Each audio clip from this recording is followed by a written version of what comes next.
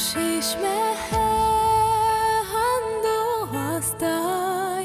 yer salahin hağalma bil dalsa baktay nefis tehin Allah güllü gül ses geley nadlı lahin ey ilhamlı ey hürmetli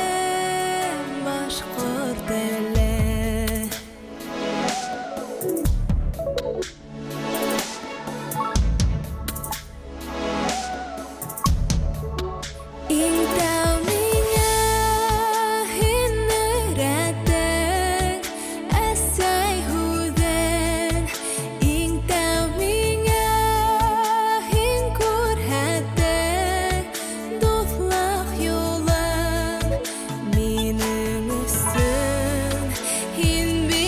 yaşam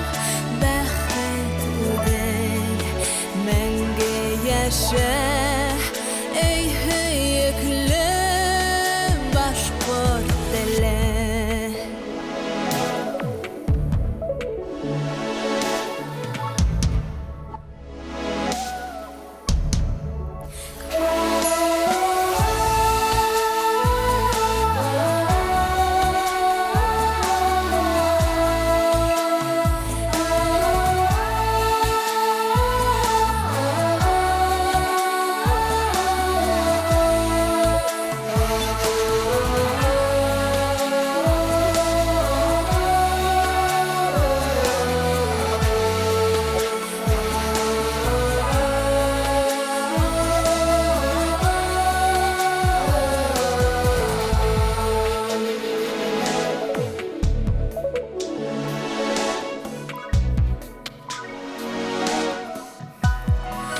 Deep